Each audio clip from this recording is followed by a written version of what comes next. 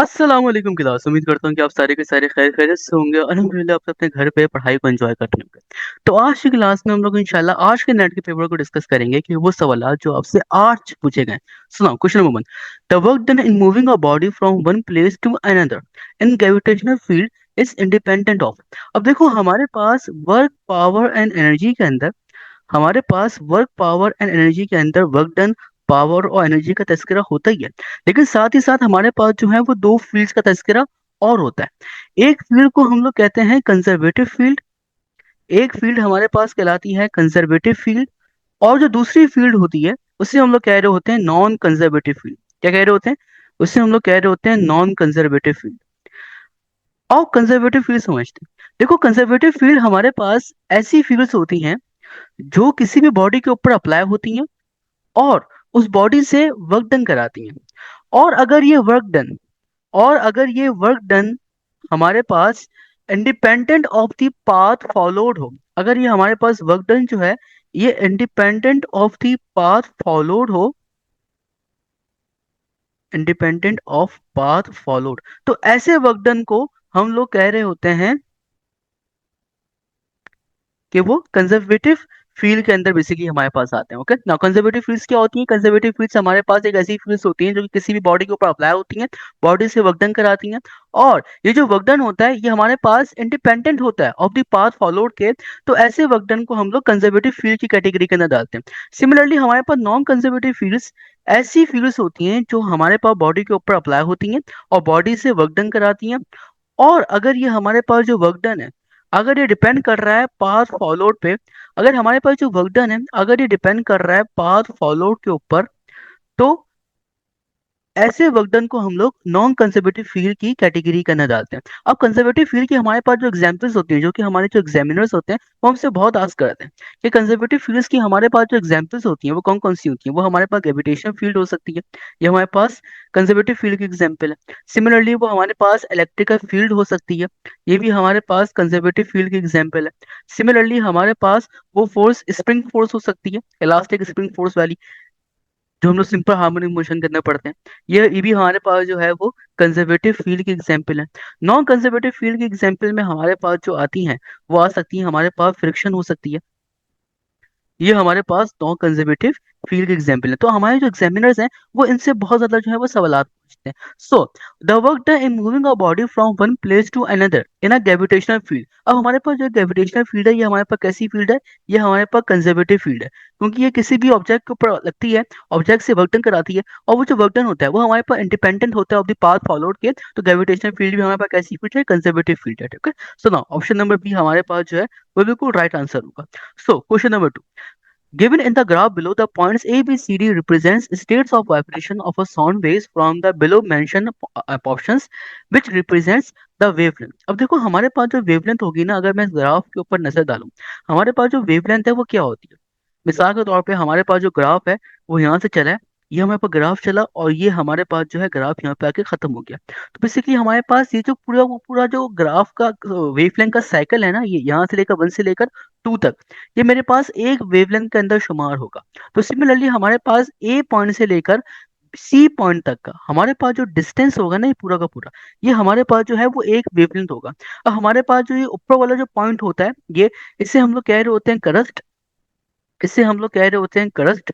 और सिमिलरली हमारे पास ये जो बी वाला पॉइंट है इसे हम लोग कह रहे होते हैं ट्रफ, इसे हम लोग कह रहे होते हैं ट्रफ। और अगर आपने जो है वो वेवलेंथ को मालूम करना है, तो ए से लेकर सी तक हमारे पास वो क्या होगी? वो हमारे पास पूरी की पूरी वेवलेंथ होगी।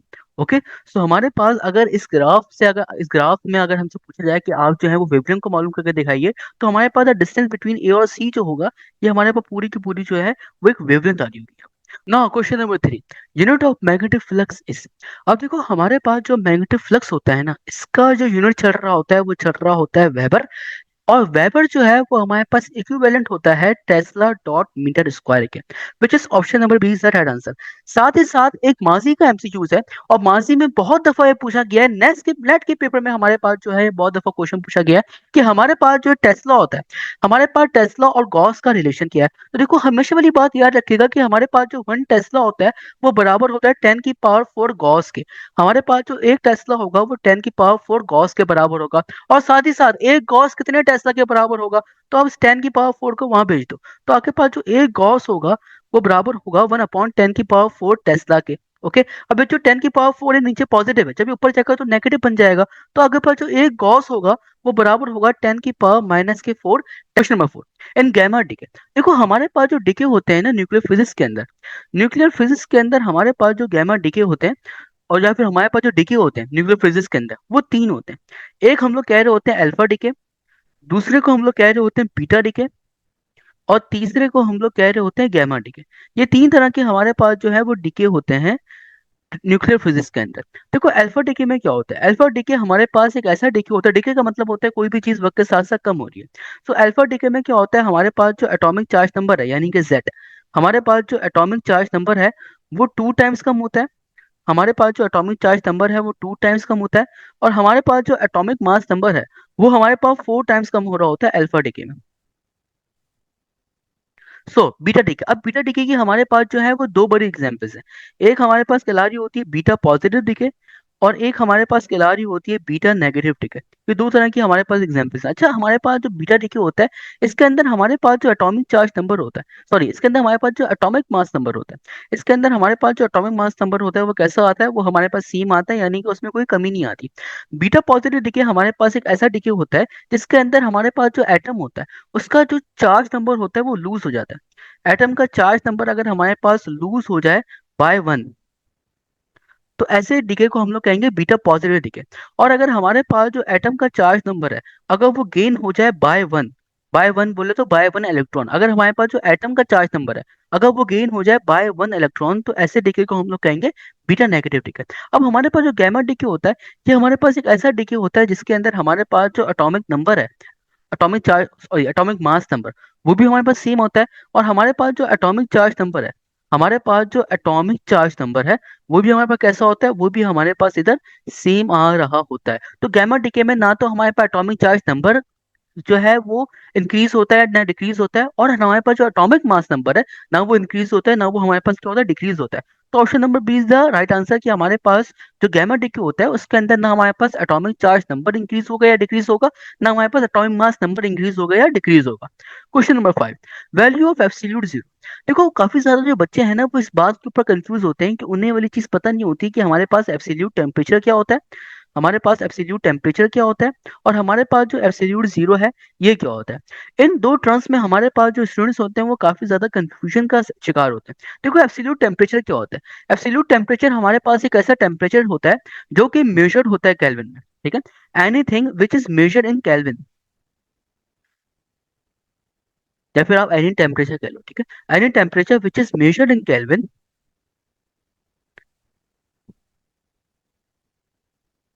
तो ऐसे टेम्परेचर को हम लोग कह रहे होंगे एब्सोल्यूट टेम्परेचर। एब्सोल्यूट जीरो क्या होता है, एब्सोल्यूट जीरो हमारे पास वो होता है कि केल्विन की वो वैल्यू जिसके ऊपर केल्विन जो है वो अपनी रीडिंग को शो करे zero.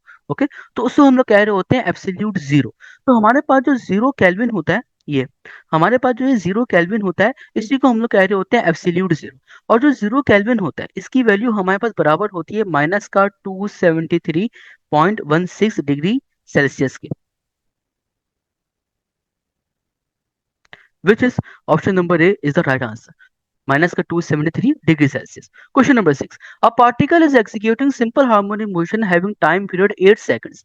The time taken by the particle on moving x equals to 0 to x equals to a by 2 is. अब हमारे पास सिंपल हार्मोनिक मोशन के अंदर दो बड़े इंपॉर्टेंट फॉर्मूलाज होते हैं डिस्प्लेसमेंट के हवाले से। एक होता है x equals to a sin omega t, एक होता है x equals to a cos omega t। अब हमारे पास x equals to a sin omega t ये वाला फॉर्मूला जब अप्लाई होगा, जब जो पार्टिकल है वो स्टार्ट होगा फ्रॉम द मेन पोजीशन से, x equals to a cos omega t, हमारे पास ये फॉर्मूला जब अप्लाई होगा जब हमारे पास जो पार्टिकल्स है वो मेन पोजीशन से स्टार्ट नहीं होगा। So x equals to a sine omega t, हम ये फॉर्मूला जब अप्लाई करेंगे जब हमारे पास जो पार्टिकल है, जब हमारे पास जो पार्टिकल है वो स्टार्ट होगा from the main position. Okay, so अब वो क्या हमसे कह रहे हैं कि हमारे पास एक पार्टिकल है वो x इक्वल टू जीरो से x equal to a by 2 की तरफ जा रहा है। ओके, तो अगर आप x इक्वल टू जीरो यहाँ पे पुट करोगे, और आप जब जो है आप जब सबको सॉल्व करोगे तो आपका जो आंसर है वो जीरो ही आ रहा होगा। ओके, तो जो एक्स इक्वल टू जीरो वाली जो टर्म है यहाँ पे, इसको मैं निग्लेक्ट करेंगे क्योंकि हमारा आंसर जो है वो जीरो ही आएगा। फिर हम क्या करेंगे, हम x equal to a by two वाली जो है वो टर्म को लेंगे। ओके, एंड देन हम लोग जो है वो टी की वैल्यू को फाइंड आउट करेंगे। ओके, क्वेश्चन में हमें जो है वो टाइम की वैल्यू ही पूछी गई है। So x equal to a sine omega t, ये हमारे पास फॉर्म है। अब एक्स की जगह पे हम लोग रखेंगे ए बाई टू। ए बोले तो हमारे पास एम्पलीट्यूड है, ठीक है। एम्पलीट्यूड को हम लोग एक्स नॉट से भी डोनेट करते हैं और हम लोग कैपिटल ए से भी डोनेट करते हैं। आपको जो अच्छा लगता है आप वो यहाँ पे यूज कर सकते हैं। ओके, मैं x equal to a sine omega t use कर रहा हूँ। सो अब जो हमारे पास एक्स है यानी कि डिस्प्लेसमेंट है, उसकी वैल्यू हमें गिवन की हुई है ए बाई टू। तो यहाँ पे हमने लिख दिया a by two equals to a sine omega t. अब हमारे पास जो ये ए है, ये वाला ए इस ए को कैंसिल कर देगा और हमारे पास आएगा sine omega t equals to one by two. अब हमारे पास साइन ओमेगा टी का हमारे पास जो साइन है, इसको मैं वहां पे साइन कर रहा हूँ तो वो मेरे पास बन जाएगा साइन इनवर्स। तो ये हो जाएगा मेरे पास omega t equals to sine inverse one upon to.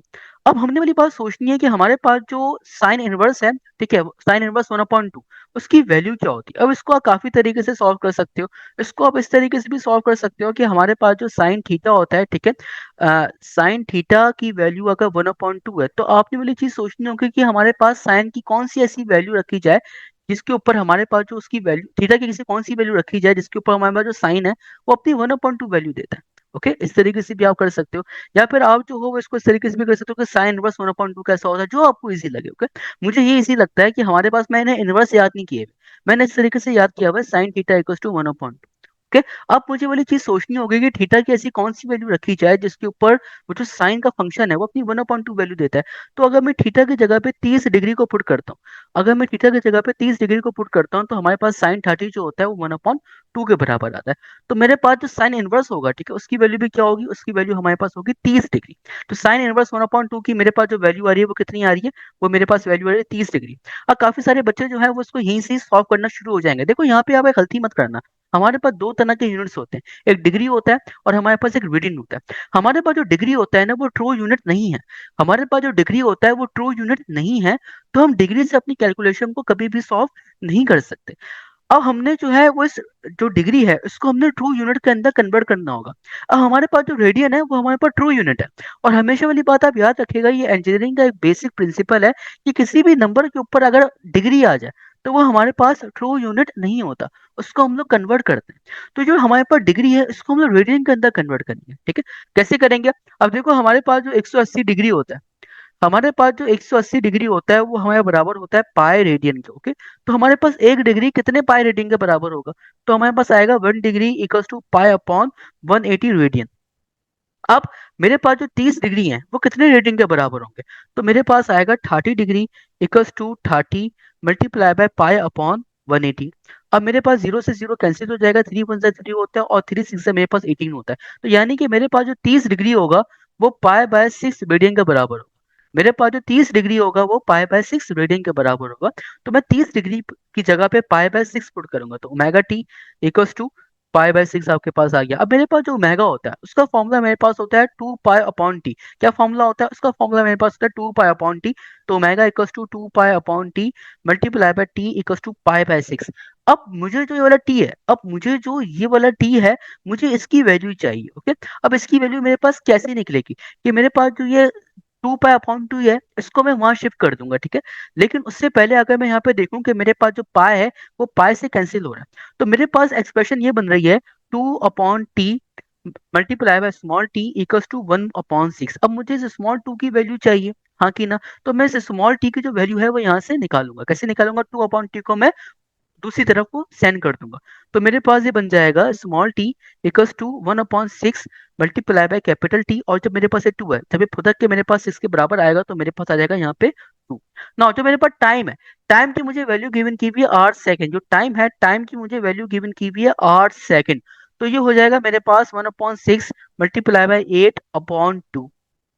नौ, 2 × 1 = 2 होता है और 2 × 4 सा मेरे पास होता है 8। और 2 × 2 = 4 होता है और 2 × 3 सा मेरे पास होता है 6। यानी कि जब मेरे पास टाइम जो है, अगर वो 2/3 सेकंड तक पहुंचेगा, मेरे पास जो टाइम है अगर वो 2/3 सेकंड तक पहुंचेगा तो मेरे पास जो डिस्प्लेसमेंट है वो एम्पलीट्यूड के हाफ हो जाएगा। So x equals to sorry sorry, small t equals to 2/3 seconds, और मेरे पास जो डिस्प्लेसमेंट है वो एम्पलीट्यूड के क्या हो जाएगा, हाफ हो जाएगा। इसका मतलब हमारे पास ये था। This is very important question and very interesting question. इसके अंदर आपके काफी ज्यादा जो कॉन्सेप्ट्स हैं वो यहाँ पे चेक हो रहे थे। Question number 7, impurity is added to a semiconductor in the ratio of. देखो सेमी कंडक्टर्स की हमारे पास जो कंडक्टिविटी होती है ना, इसको हम लोग कंट्रोल कर सकते हैं। सेमीकंडक्टर्स की हमारे पास जो कंडक्टिविटी होती है, इसको हम लोग कंट्रोल कर सकते हैं, और इसको कंट्रोल करने के हमारे पास जो है वो दो बड़े मेजर एस्पेक्ट्स हैं। कौन कौन से होते हैं? एक हमारे पास कहलारा होता है टेम्परेचर, और एक हमारे पास कहलारी होती है डोपिंग। यूजुअली हमारा जो कोर्स होता है उसके अंदर हम लोग डोपिंग को ज्यादा जो है वो प्रेफरेंस दे रहे होते हैं। अब हमारे पास डोपिंग के क्या होता है, डोपिंग की और उससे पहले हमारे पास जो सेमीकंडक्टर्स होते हैं उनकी दो बड़ी टाइप्स हैं। एक होता है इंट्रिंसिक सेमीकंडक्टर, दूसरा हमारे पास होता है एक्सट्रिंसिक सेमीकंडक्टर। इंट्रिंसिक सेमीकंडक्टर हमारे पास ऐसे सेमीकंडक्टर्स होते हैं जो कि फ्री होते हैं फ्रॉम इम्प्योरिटीज से। तो हमारे पास ऐसे सेमीकंडक्टर्स हमारे पास कहलाते हैं इंट्रिंसिक सेमीकंडक्टर्स। हमारे पास एक्सट्रिंसिक सेमीकंडक्टर्स ऐसे कंडक्टर्स होते हैं जिनके अंदर डोपिंग कर दी जाए, वो हमारे पास कहला रहे होते हैं एक्सट्रिंसिक सेमीकंडक्टर्स। ओके। अब जो डोपिंग होती है, डोपिंग का मतलब होता है इम्प्योरिटीज को ऐड करना। अब जो हमारे पास डोपिंग्स होती हैं वो हमारे पास दो ग्रुप के एलिमेंट्स बासानी करते हैं। एक कहलाते हैं हमारे पास ग्रुप 3A के एलिमेंट्स, और एक होते हैं हमारे पास ग्रुप 5A के एलिमेंट्स। इन दो ग्रुप के एलिमेंट्स को हम लोग डोपिंग करने के लिए इस्तेमाल कर रहे होते हैं। नो, ग्रुप 3A के जो हमारे पास एलिमेंट्स होते हैं उनके अंदर एल्यूमिनियम जो है वो आ जाता है, और ग्रुप 5A के जो हमारे पास एलिमेंट्स होते हैं उनके अंदर फास्फोरस, एंटीमनी, आर्सेनिक, बिस्मथ वगैरह जो है ये सारे के सारे हमारे पास आ जाते हैं। अब ग्रुप 3A के एलिमेंट्स को हम लोग कह रहे होते हैं ट्राइवेलेंट इम्प्योरिटीज, ट्राइवेलेंट इम्प्योरिटीज। और ग्रुप 5A के हमारे पास जो एलिमेंट्स होते हैं उनको हम लोग कह रहे होते हैं पेंटावेलेंट इम्प्योरिटीज। ओके। अब साथ ही साथ ये भी सवाल पूछा जाता है कि हमारे पास जो ट्राइवेलेंट इम्प्योरिटीज होती है ना, इनको हम लोग कह रहे होते हैं एक्सेप्टर डोपिंग, इनको हम लोग कह रहे होते हैं एक्सेप्टर डोपिंग। और जो पेंटावेलेंट इम्प्योरिटीज होती हैं इनको हम लोग कह रहे होते हैं रिजेक्टर डोपिंग। ये हमारे पास ये कुछ ना कुछ तो कॉमन टर्म्स हैं, तो आपके पास जो एग्जामिनर है वो इनसे बहुत ज्यादा जो है वो खेलता है। अब हमारे पास जो इम्प्योरिटीज का रेशियो होना चाहिए ना, वो कितना होना चाहिए? वो हमारे पास रेशियो होना चाहिए कि pure atom, pure atom upon impurity atom, इसका रेशियो हमारे पास होना चाहिए 1/10⁷। ये हमारे पास जो है वो इसका रेशियो होना चाहिए जब आप इम्प्योरिटीज को ऐड करें। तो ऑप्शन नंबर ए हमारे पास जो है वो बिल्कुल सही आंसर है। ना, क्वेश्चन नंबर 8, हाउ मैनी, अच्छा ऊपर ना एक एमसीक्यू और भी बनता है कि जो हमारे पास ग्रुप 3 की डोपिंग होती है ना, इसको हम लोग कह रहे होते हैं पी टाइप डोपिंग। और जो ग्रुप 5 की हमारे पास डोपिंग होती है इसको हम लोग कह रहे होते हैं एन टाइप डोपिंग। ये हमारे पास कुछ ना कुछ जो है वो की पॉइंट्स है। Question number 8, how many litre of water flow out of the pipe of the cross section 5 centimetre square in 1 minute if the speed of the water in the pipe is 30 centimetre पर second. अब हमारे पास scenario ये होता है कि जो volume flow rate होता है फ्लूइड डायनेमिक्स के अंदर, उसका फॉर्मूला हमारे पास होगा Q equals to velocity multiply by area. ये हमारे पास फॉर्मूला होता है वॉल्यूम फ्लो रेट का इन फ्लूइड्स के अंदर। ओके। अब हमारे पास जो v है वेलोसिटी है, a हमारे पास एरिया है, और q हमारे पास जो है वो वॉल्यूम फ्लो रेट है। अब वेलोसिटी और एरिया जो हमें गिवन किया हुआ है वो सेंटीमीटर के अंदर गिवन है, तो हम इसको मीटर के अंदर कन्वर्ट करेंगे। कैसे करेंगे? हमें पता है कि हमारे पास जो 1 मीटर होता है वो 100 सेंटीमीटर के बराबर होता है। अब 100 को मैं ऐसे लिख सकता हूँ 10⁻²सेंटीमीटर। तो 1 सेंटीमीटर कितने मीटर के बराबर होगा? तो 1 सेंटीमीटर इक्वल्स टू, इस 10⁻² का 1 के नीचे भेज दें तो आपके पास आएगा 1/10⁻²मीटर। अब 10⁻² नीचे पॉजिटिव है, ऊपर जाएगा तो हमारे पास नेगेटिव हो जाएगा।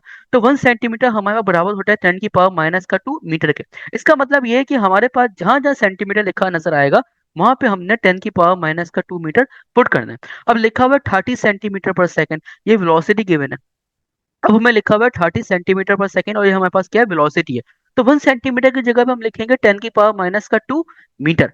तो ये बन जाएगा मेरे पास 30 × 10⁻²मीटर पर सेकेंड। ओके, तो हमारे पास जो सेंटीमीटर पर सेकंड है मीटर पर सेकंड के अंदर कन्वर्ट हो गया। सिमिलरली मुझे जो एरिया गिवन किया हुआ है वो गिवन किया हुआ है 5 सेंटीमीटर स्क्वायर। अब 1 सेंटीमीटर मेरे पास 10⁻² 2 मीटर के बराबर है और उसका स्क्वायर भी हो रहा है, तो मेरे पास आ गया 5 × 10⁻⁻², और इसका स्क्वायर हो रहा है। तो जब पावर के ऊपर पावर आती है तो वो पावर आपस में क्या हो जाती है, मल्टीप्लाई हो जाती है। तो मेरे पास आ जाएगा 5 × 10⁻⁻⁴ मीटर स्क्वायर, तो centimetre square metre square square के अंदर कन्वर्ट हो गया। अब अगर मैं वॉल्यूम फ्लो रेट का फॉर्मूला लिखूं तो वो मेरे पास बनेगा Q = velocity multiply by area. Okay, velocity जो है वो मुझे गिवन किए हुए 30 × 10⁻⁻², मीटर पर सेकंड, तो यहाँ पे आएगा 30 × 10⁻⁻²। और जो एरिया है वो है मेरे पास 5 × 10⁻⁻⁴। ओके, अब मुझे कुछ भी नहीं करना, अब मुझे मल्टीप्लाई डिवाइड करना है। अब कैसे करेंगे, देखिए ये मेरे पास जो 10⁻⁻² है ये, और मेरे पास जो 10⁻⁻⁴ है, इनकी बेसिस सेम है। जब बेसिस सेम हो जाएंगे तो पावर एड्स हो जाएंगी। 10⁻⁻⁴ में 10⁻⁻² जब ऐड होंगे तो मेरे पास बनेगा 10⁻⁻⁶। और 30 × 5 मेरा बराबर होगा 150 के, तो ये हो जाएगा मेरे पास वन 150 × 10⁻⁻⁶। अब मेरे पास जो 150 है इसका मैं 15 अलग कर रहा हूँ और 10 अलग कर रहा हूँ, क्योंकि 15 × 10 जब मेरे पास होंगे तो वो 150 ही बन जाएगा दोबारा। तो 15 × 10 × 10⁻⁻⁶। ओके, अब बेसिस सेम होंगे दोबारा और पावर आपस में क्या हो जाएंगी, ऐड हो जाएंगी। तो 15 × 10 × 10⁻⁻⁶ तो जब आप जो है वो इसकी बेसिस सेम करोगे, और बेसिस सेम करने के साथ अगर आप जो है वो उसकी पावर को ऐड करोगे तो आपके पास आंसर आएगा 15 × 10⁻⁻⁵। ओके, अब क्या हो रहा है, और ये अच्छा ये है आपके पास मीटर क्यूब/सेकंड। ओके, याद रखिएगा इसका ये यूनिट है हमारे पास वॉल्यूम फ्लो रेट का। लेकिन हमारे पास जो एग्जामिनर है ना वो इतना चालाक है, वो हमसे लीटर्स के अंदर पूछ रहा है। तो अब हम इसको कन्वर्ट कैसे करेंगे, तो कन्वर्ट करने का तरीका हमारे पास ये है कि मुझे पता है एक कन्वर्जन होती है हमारे पास कि जो 1 लीटर होता है ना, हमारे पास जो 1 लीटर होता है ये हमारे पास बराबर होता है 10⁻⁻³ मीटर क्यूब के। 1 लीटर हमारे पास बराबर होता है 10⁻⁻³ मीटर क्यूब के। इसका मतलब ये है कि मेरे पास जो है 10⁻⁻⁵ आ रहा है ना, इसको मैं 10⁻⁻³ में कैसे करके बनाऊंगा, इसको मैं 10⁻⁻³ में मुझे इसको कन्वर्ट करना पड़ेगा। अब इसको कैसे कन्वर्ट करेंगे, देखो Q = 15 × 10⁻⁵ है। बेटा मुश्किल नहीं है, बस पहली बार कर रहे हैं ऐसी कन्वर्जन कन्वर्जन, तो आपको शायद मुश्किल लग रहा हो, ठीक है। और हर चीज जो पहली बार करते हैं ना वही मुश्किल होती है, बाकी वो फिर खुद ही आसान हो जाती है। ओके, अब 10⁻⁻⁵ कैसे कन्वर्ट करेंगे, अब मुझे पता है कि भाई 15 के आगे ना यहाँ पे पॉइंट लगा हुआ है, इसका मैं पॉइंट लेफ्ट हैंड साइड पे आगे शिफ्ट कर रहा हूँ, ठीक है। एक बार आगे शिफ्ट करा, 2 बार आगे शिफ्ट करा, तो मेरे पास ये बन गया Q = 0.15 multiply bye 10⁻² multiply by 10⁻⁻⁵। अब सर आपने 2 बार आगे क्यों पॉइंट शिफ्ट करा, इसी वजह से क्योंकि मुझे इस 10⁻⁻⁵ को 10⁻⁻³ के अंदर कन्वर्ट करना है। ओके, जब भी मैंने किया, और जितनी बार पॉइंट को हम लेफ्ट हैंड साइड पे शिफ्ट करते हैं उतनी बार मेरे पास जो है पॉजिटिव नंबर लिखे जाते हैं। अब सिनेरियो क्या, अब सिनेरियो मेरे पास ये है कि ये 10⁻⁻⁵ और ये 10⁻² जब बेसिस सेम होंगे तो पावर आपस में कैसी हो जाएंगी, एड्स हो जाएंगी। तो ये मेरे पास बन जाएगा 0.15 multiply by 10⁻⁻³ metre cube upon second. ये मेरे पास वॉल्यूम फ्लो रेट आ गया। अब मुझे पता है कि 1 लीटर जो होता है बराबर होता है 10⁻⁻³ मीटर क्यूब पर सेकंड के। तो जहां जहां मेरे पास 10⁻⁻³ मीटर क्यूब आएगा, जहां जहां मेरे पास 10⁻⁻³ मीटर क्यूब आएगा, मैं वहां पे 1 लीटर लिख दूं, तो ये हो जाएगा मेरे पास 0.15 लीटर अपॉन सेकेंड। ओके, अब 1 सेकेंड में मेरे पास जो वॉल्यूम फ्लो कर रहा है फ्लूइड का वो कितना कर रहा है, वो 0.15 लीटर जो है फ्लो कर रहा है। अब जो मेरा एग्जामिनर है ना वो भी बड़ा चालाक है, वो मुझसे 1 लीटर का पूछ ही नहीं रहा, वो मुझसे कितने टाइम का पूछ रहा है, वो जो मुझसे पूछ रहा है ना वो 1 मिनट का पूछ रहा है। वो 1 सेकंड का पूछ ही नहीं रहा, वो मुझसे 1 मिनट का पूछ रहा है। तो इसका मतलब ये है कि मैं सेकंड को मिनट के अंदर कन्वर्ट कर दूंगा। कैसे करेंगे, मुझे पता है कि भाई 1 सेकंड के अंदर जो वॉल्यूम जो है फ्लो हो रहा है किसी भी फ्लूइड का किसी भी पाइप के अंदर से कितना हो रहा है, वो हो रहा है 0.15 लीटर हो रहा है। ये 1 सेकंड के अंदर हो रहा है, मुझे 1 मिनट का चाहिए। 1 मिनट का कैसे करेंगे, 1 मिनट के अंदर 60 सेकंड होते हैं। ओके, तो मैं क्या करूंगा, मैं बेसिकली जो है वो दोनों तरफ 60 से मल्टीप्लाई कर दूंगा, तो मेरे पास आएगा 60 सेकंड इक्वल्स टू, क्योंकि भाई 1 मिनट के अंदर 60 सेकंड होता है। अब 1 सेकंड के अंदर 0.15 लीटर जो है वो वॉल्यूम फ्लो कर रहा है, तो 60 सेकंड के अंदर कितना करेगा, तो 60 को मल्टीप्लाई कर देंगे 0.15 से, तो 60 second equals to 0.15 multiply by 60। अब मुझे 0.15 को 60 से क्या करना है, मल्टीप्लाई करना है। अब ये कैसे करेंगे, देखो ये लिखा हुआ है 0.15 मल्टीप्लाई बाय 60। अब मैं क्या करूंगा, इसका मैं 2 बार आगे पॉइंट शिफ्ट कर रहा हूँ, तो एक बार आगे पॉइंट शिफ्ट करा, फिर 2 बार आगे पॉइंट शिफ्ट कर दिया, फिर क्या होगा, फिर मेरे पास आएगा 15 मल्टीप्लाई बाय 10⁻²। अब ये मेरे पास जो ये 60 है, अब जो ये मेरे पास 60 है, इसको मैं 6 और मल्टीप्लाई बाय 10 में लिख रहा हूँ, ओके भाई। 6 मल्टीप्लाई बाय 10 जो है वो दोबारा आपस में मल्टीप्लाई होके 60 ही तो बनाएंगे। तो ये हो गया मेरे पास 6 × 10। अब बेसिस सेम होंगी तो पावर आपस में हो जाएंगी एड्स। तो जब 10⁻², में 10⁻1 ऐड होगा तो मेरे पास आंसर आएगा 10⁻1। तो मैंने यहाँ पे लिख दिया 10⁻1, ओके। और मल्टीप्लाई बाय 15 मल्टीप्लाई बाय 6, जब 6 से मल्टीप्लाई होगा तो 15 6 से मेरे पास होगा 90। तो यहाँ पे मैंने लिख दिया 90। अब ये जो 90 है इसको मैं खोल के ऐसे लिख रहा हूँ, दैट इज 9 × 10 मल्टीप्लाई बाय 10⁻1। ये जो हमारे पास ये जो पहला 10 है, ये पहला 10 मेरे पास 90 से आया है। ये 10⁻1 वाला जो 10 है ये मेरे पास पहले से यहाँ पे मौजूद है। अब बेसिस सेम होंगे, अब पावर हमारे पास क्या हो जाएंगी, एड्स हो जाएंगी। जो 10⁻1 में 10⁻1 ऐड होगा तो बेसिस सेम पावर एड्स, तो मेरे पास ये बन जाएगा 0। 10⁻0 मेरे पास 1 होगा तो मेरे पास आंसर आएगा 9 लीटर। यानी कि मेरे पास जो है 1 मिनट के अंदर या 60 सेकंड के अंदर कितना जो है वो फ्लो रेट होगा, वो मेरे पास 9 लीटर पर मिनट होगा। तो मेरे पास जो है वो option number A is the right answer. सिर्फ और सिर्फ जो है इसके अंदर कैलकुलेशन लेनी थी, बाकी तो हमारे पास जो कॉन्सेप्ट है वो तो बिल्कुल सेम था इसके अंदर। Question number 9, if an athlete uses 500 joule of energy to lift a load in 2 seconds, his muscular power is. कोई भी हमारे पास जो है बॉडी बिल्डर बन रहा है, वो बंदा है, वो 500 जूल का जो है वो एनर्जी खर्च कर रहा है 2 सेकंड के अंदर, उसकी पावर कितनी होगी। पावर का फॉर्मूला मेरे पास होता है P = W/T। अब हमारे पास जो वर्क होता है वो चेंज इन काइनेटिक एनर्जी के बराबर होता है, ठीक है। तो हमारे पास जो एनर्जी गिवन की हुई है वो कितनी गिवन की हुई है, वो हमारे पास 500 जूल की एनर्जी गिवन की हुई है। तो ऊपर आगे 500 डिवाइडेड बाय नीचे आगे 2, क्योंकि टाइम की वैल्यू 2 सेकंड है। सो 2 × 1 = 2 होता है, और मेरे पास जो होगा वो बनेगा 250। तो मैं 250 को 2 से मल्टीप्लाई करूंगा तो मेरे पास आंसर कितना आएगा, 500 आएगा। तो मेरे पास ये आएगा 250 वॉट। तो वो कितनी एनर्जी जो है वो कंज्यूम करेगा, वो मेरे पास 500 वॉट की जो पावर है वो यूटिलाइज करेगा। Question number 10, electrical flux does not depend on. देखो हमारे पास जो इलेक्ट्रिकल फ्लक्स होता है ना, इसका इससे मुराद हमारे पास ये होती है कि electrical lines of force passing through any medium, it is known as electrical flux. Electrical flux जो है वो चार्ज के ऊपर हमारे पर डिपेंड करता है कि quantity of charge place, quantity of charge enclose in a surface, इसके ऊपर डिपेंड करता है। लेकिन वो साइज के ऊपर और शेप के ऊपर हमारे पास जो है वो डिपेंड नहीं करता। साइज और शेप के ऊपर डिपेंड नहीं करता, बाकी चार्ज के ऊपर करता है। अब जहाँ पे हमारे पास चार्ज रखा जाएगा वो अपने अंदर से इलेक्ट्रिकल लाइंस ऑफ फोर्स को भी एमिट करेगा, यानी कि उसके पास वो इलेक्ट्रिकल फील्ड इंटेंसिटी भी होगी, तो वो इलेक्ट्रिकल फील्ड इंटेंसिटी के ऊपर भी डिपेंड करता है। लेकिन वो साइज और हमारे पास जो है वो शेप के ऊपर डिपेंड नहीं करता। दिस इज ऑल अबाउट वो एमसीक्यू जो कि नेट के पेपर्स में आए हुए थे। Thank you for watching this video and thank you for attending this session. जज़ाकल्लाह। Take care of yourself. अल्लाह हाफिज।